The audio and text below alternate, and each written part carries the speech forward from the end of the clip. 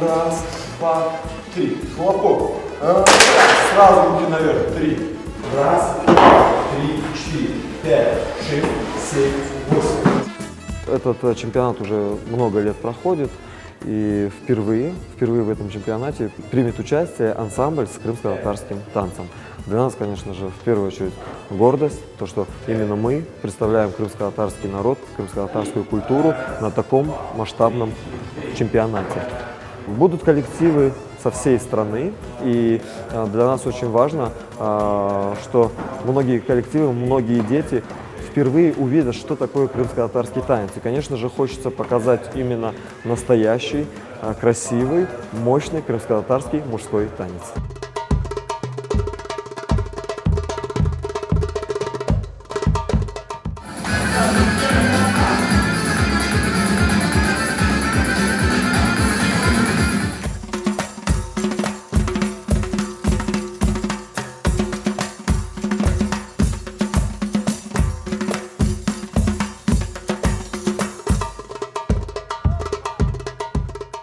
Медленно.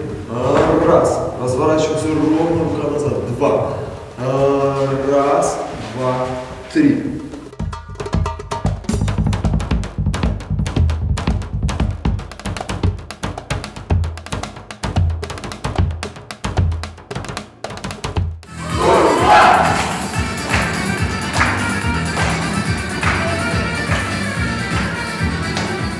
Мы представляем два танца. Первый танец – это берекет, и второй под названием берлек. Мы коллектив, который пытается минимально добавить акробатики или чего-то, а развить именно, показать именно наш национальный танец, то есть показать наши движения, наши комбинации, передать тот характер нашего народа, темперамент, благодаря именно крымско-татарским движениям и комбинациям.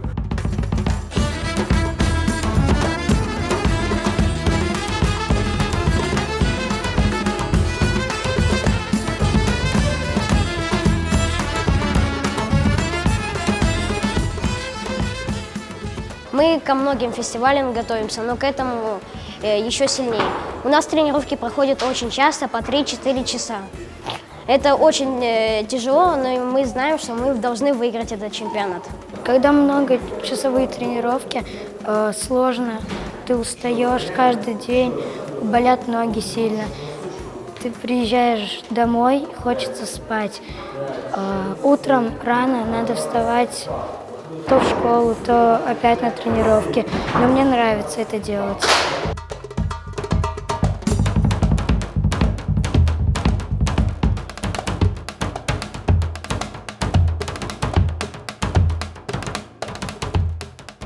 Уверяю вас, что 20 февраля все узнают о крымско-татарском танце, и мы готовы показать все величие и красоту крымско-татарского народа.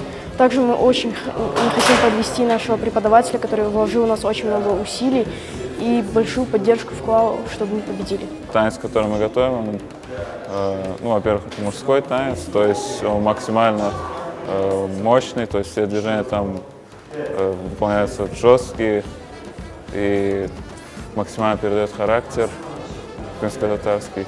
Впереди нас ждет серьезный конкурс, и мы усердно готовимся, мы рассчитываем на победу.